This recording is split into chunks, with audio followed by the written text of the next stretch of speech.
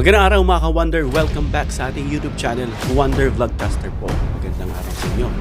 Pag-usapan natin itong sinabi ni Robin Padilla, no, na marami nga nagsitaas ang kilay, marami nagsireact, marami nagalit sa kanya. Kasi sinabi ni Senator Robin Padilla na weak daw ang mga kabataan ngayon kumpara sa noon. So sa sinabing yan, kanina galing ako dun sa isang grupo, no, mga kabataan. Tinanong ko sila sa kanilang reaction. Sabi nilang, anong weak? Pinakita pa yung yung bicep na ganun. Baka siya ang weak, sabi. So well, anyway, ano ba yung sinabi ni Senator Robin? Baka naman may punto rin siya. Pakinggan natin mga ka-Wonder. At para maging fair tayo, pakinggan natin kung ano yung totoong sinabi niya.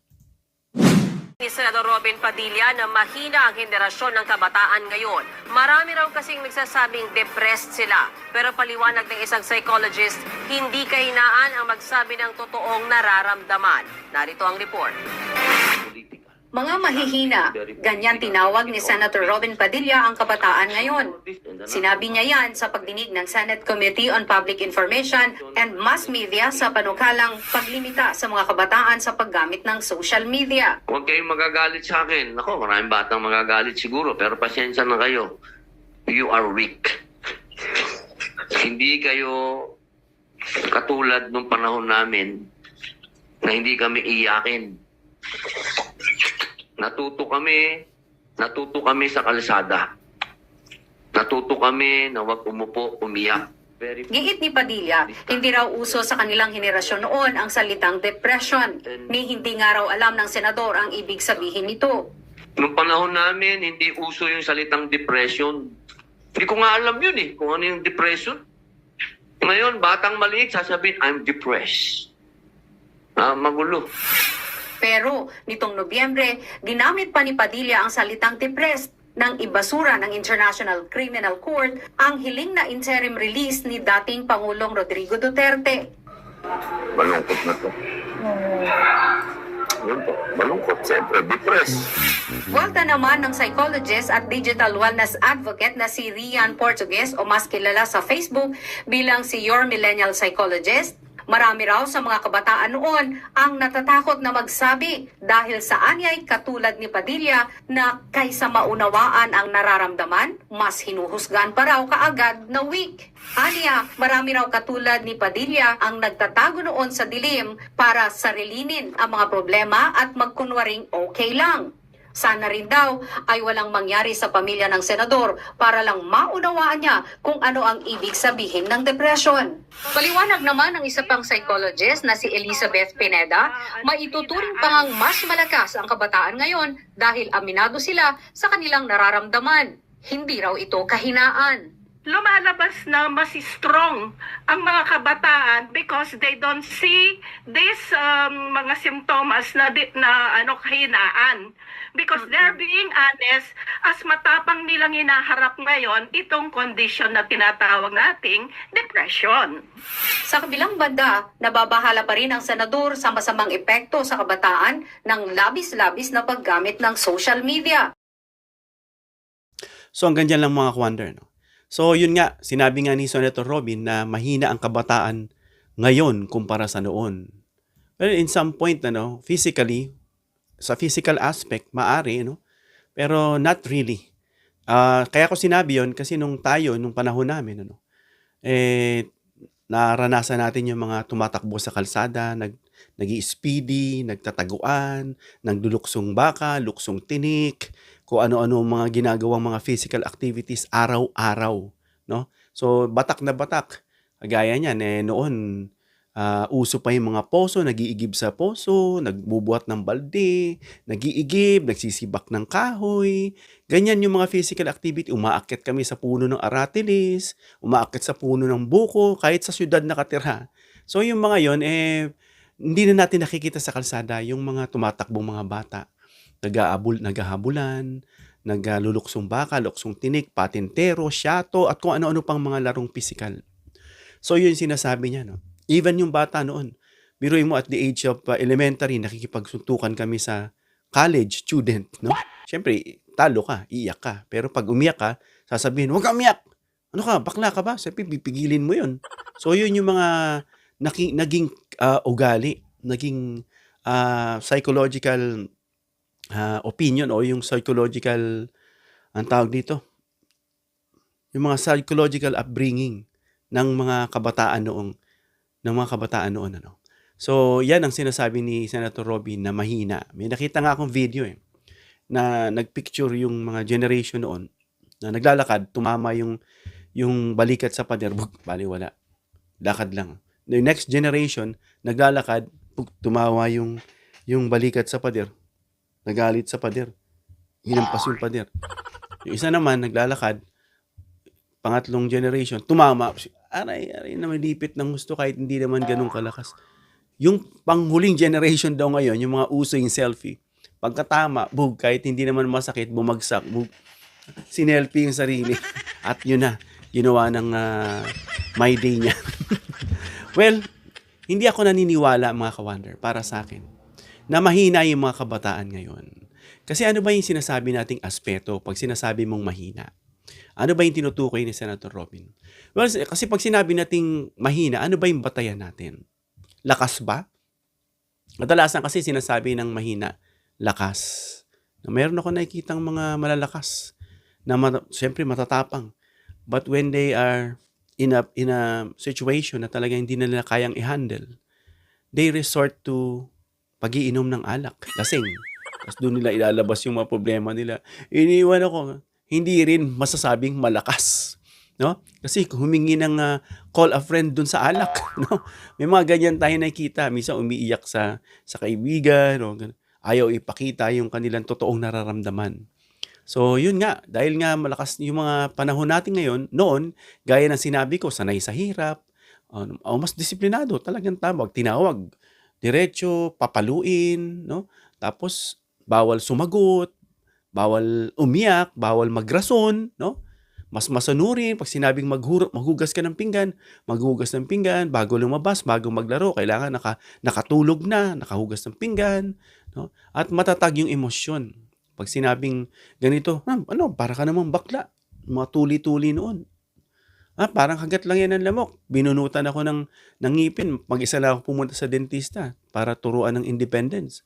Binunot yung bagang ko. Tiniis ko. Hindi ako umiyak. No? Pero ayon sa pag-aaral, yung kalakasan ay hindi lang nakabase sa physical. No? Ito yung nakabase rin sa psychological, mga ka-wonder. Naalala nyo ba yung sinasabing think smart, not hard? Di ba? Work smart, not hard. Kasi bakit? Yung sa smart, mas marami kang result na makukuha in efficiency in a short amount of time. No? Hindi ka, ginamitan mo siya ng isip, no? Ng intellect. Kaya mo siya natapos, mas maganda pa yung output.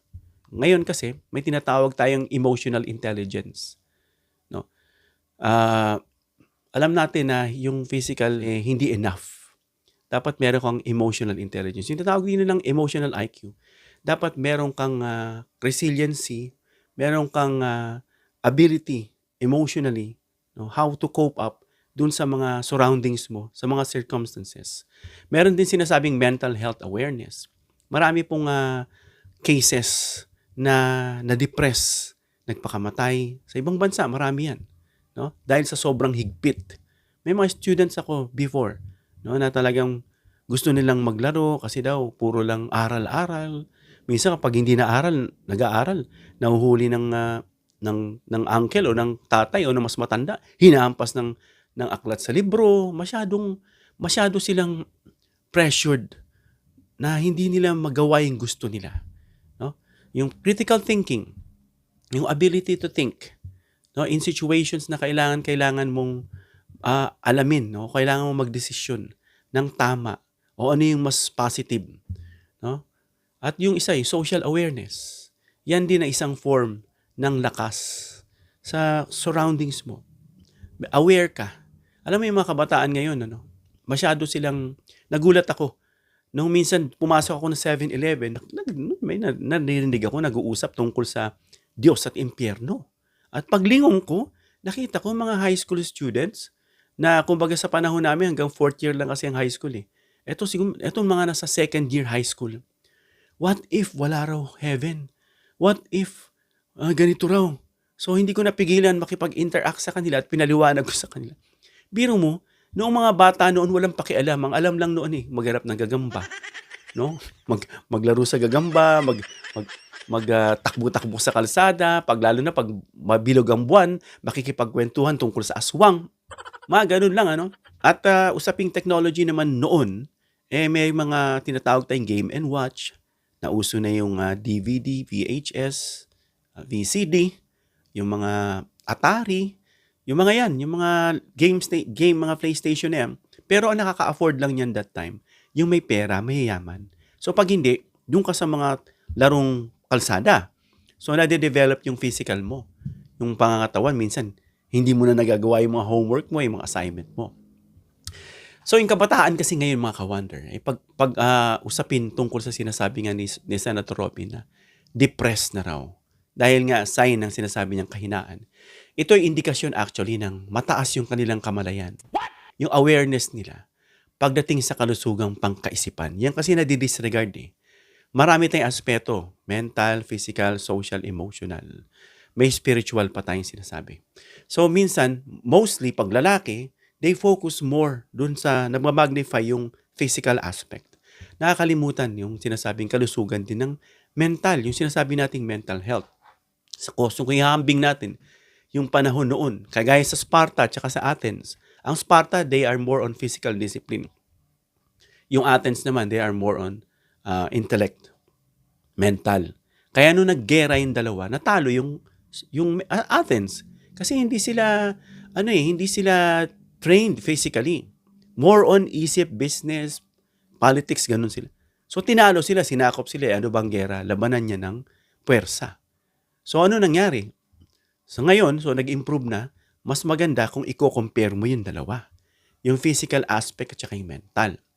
Kaya nga pag hinambing yung panahon noon at ngayon, yung kabataan kasi noon, limitado nga sa teknolohiya. Wala pang cellphone noon. Ngayon mga kabataan may sariling cellphone. Nabigyan ng DepEd ng mga tablets. Unfortunately, yung iba hindi. Na-overpriced pa. No? At mas mahigpit ang pagpapalaki ng mga noon. Hindi kami pwedeng lumabas hanggat hindi natutulog. Nandadaya nga ako. Naglalagay ako ng asin dito sa mata. Kunyari, ginugulo ko yung buko. Kunyari, bagong gising ako, hindi pwede, hindi nakakalusot. Kasi may palatandaan kung talagang bagong gising ka. Pero kung nakatulog ka naman, may reward, no?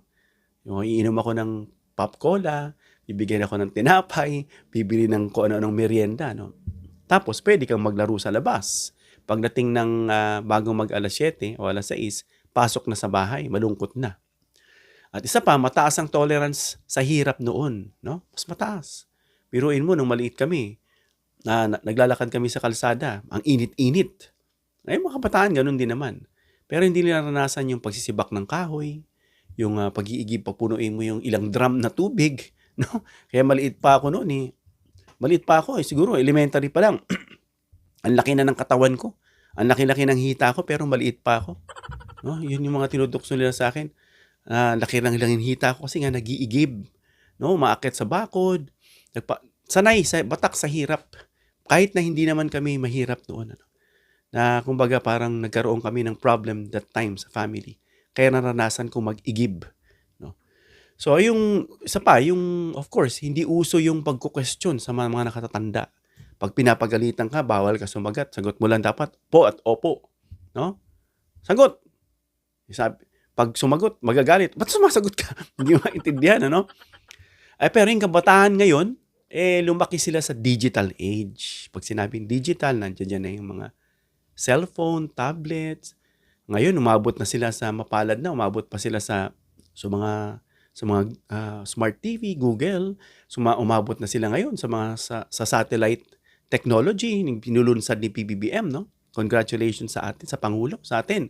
Yung Globe tsaka yung Starlink, pinagko-combine na pwede na tayong magkaroon ng access sa internet using the satellite. Hindi na yung mga cell site kahit dun sa mga lugar na wala niyan.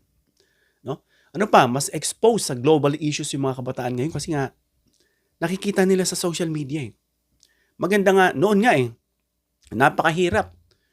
Noon, ang magdadala ng letter, telegrama, mahal pa. Ikaw uwi, tatay-patay, kada letra mahal. Ngayon, kada text mo lang, kahit sa ibang bansa, makaka-text ka, makakapag-email ka. So, napakalaki ng leverage. Pero, syempre, yung price nun, yung accountability nun, yung balik nun is mas malaki rin. Kaya pasok sa mga global issues, nakikita yung mga issues sa buong mundo, no? Minsan nagkakaroon ng comparison, mahirap yung bansa, sila yung fashion. Kaya may kita mo na bago rin yung fashion ng mga bata ngayon, kakaiba. Magaganda rin yung kanilang mga pananaw, no? Nakikita mo maganda na sila manamit. Nakikita ko sa mall, no? Sabi ko yung mga talagang yung social media, malakas ang impact. No? Expose sila sa global issues kahit sa mga bagay na hindi sila ma-exposed. Na-expose sila. No? Kaya itong cellphone, may mga program yan, may mga part yan na to protect them. Sineset po yun na hindi ma-access ng mga bata. Ano pa, mas vocal sa social justice. Doon ako nabilib sa mga kabataan ngayon. Tinanong ko, second year high school tinanong ko, gagulat ako tungkol sa death penalty. Grabe, sagot sa akin. Depende raw kasi yan. Kasi bakit? May mga taong nahatulan na hindi naman sila guilty. May mga bagay na hindi pa yan pwedeng i-approve kasi kailangan daw yang talakayin. Kagaya ng mga nahatulan, ng mga drug addicts, yung mga murder, na hindi naman talaga guilty. No? Ang biruin mo, kaya nilang agbutin yun at their age. No? Noong ko nakita na napakalawak na ng kaalaman ng bata ngayon. At mas marunong sila magpahayag ng saloobin nila. No? Hindi sila kagaya noon. Kasi pag nagsalita ka, nakabantay yung matanda. Yun nga lang, minsan yung iba ngayon, sobra na. Nagmumura na sa kalsada, no? na masyado ng blunt, no? Masyado ng vulgar. No? So, yun, iba yung kabataan noon kaysa sa ngayon. So, yung nakikita natin na yung noon, ang lakas nila nakikita sa pagtitiis, pananahimik, ano? And ngayon naman, ang lakas ay nakikita sa kakayahang magsalita laban sa mali. So, mas maganda yung sa panahon ngayon, meron na silang voice. Hindi na sila nasosuppress. No? Kaya nga noon, may mga issue ng mga nagasa, no? May mga molestya, kung ano-ano mga bagay, na hindi nila masabi dahil sa kulturang takot, tikom. Pero ngayon, nagvo-voice out sila. Nasasabi nila. No? So, isa pa, of course, yung tama naman si Sir Robin sa apekto ng social media. Kailangan talaga dyan manmanan, lalo na na-access. Si Zuckerberg nga, ginisa siya sa Senate. Hindi mo ba alam yung Facebook nakakapanood ng mga porno? Tatagalogin natin, baka maano tayo ni YouTube na. Porno, yung mga bata. Na-access nila. Hindi mo pa pwedeng gawaan ng paraan yan. Hindi siya makasabat. May point sa panahon na yun. Sa mga bagay na yun, mga ka-wonder. No? So, kailangan pag-aralan niya ng ating gobyerno kung paano yan gagawin. No? Kung ano lang yung dapat i-access ng mga kabataan. Mga impormasyon, dapat, of course. Yung, of course, na kailangan hindi sila deprived pagdating sa mga ganyan. Kaya nga binibigyan sila ng mga tablets para mag-aral sa information. So, yun nga, yung social media kasi, ang negatibo kasi nagagawa niyan, tama naman si Senator Robin dahil ito ay nagbibigay ng short attention span, no? Yung validation ng culture, ibig sabihin yung kultura nila, may mga culture shock, ito raw yung kinakain natin, sabi dun sa ibang bansa, nayayak-yak sila dahil sa balot, kung ano-ano pa yung mga nakikita. No, ito ba yung suot natin, ito yung mga dapat in tayo, mga ganyan. Tsaka yung mga online bullying, na nakikita nila, marami pong ganyan nabubuli sa online. No? So, pero may positibong aspect din mga ka-wonder. Kagaya ng access sa information, one click lang. May AI, may ChatGPT, kung ano-ano nandiyan dyan. From photos, from images, to documents, nandiyan dyan. So, mabilis matuto. Mabilis sa ngayon dahil sa digital age. Malawak yung perspective, modernong ekonomiya, etc., etc. So, yan po ang nakita natin timbang dyan. May point somehow si Senator Robin. Pero sinabi niyang weak. Ano ba yung dinedefine niyang weak doon? Physical, emotional, I don't agree with that, no? Kasi ngayon yung mga kabataan, noon wala silang pakialam sa pag-gym-gym. Ngayon nakita mo mga kabataan, gaganda ng katawan. Nag-gym, nagpapalaki ng katawan, nagiging maayos sa sarili, mas matalino. So medyo hindi tayo sumasang-ayon. No? Except dun sa limit doon sa mga bagay na hindi nila dapat ma-access. So yun mga ka-wonder, yan yung dahilan kung bakit nagsitaas na galit sila kay Senator Robin Padilla. So hanggang dito na tayo mga ka-wonder. Comment down below your opinion para mabasa natin. Please give me a thumbs up if you like this video para may share ni YouTube sa iba pang viewers. And please subscribe, hit the notification bell icon, and choose all bilang suporta sa aming mga content creators. Hanggang sa muli mga ka-wonder. God bless.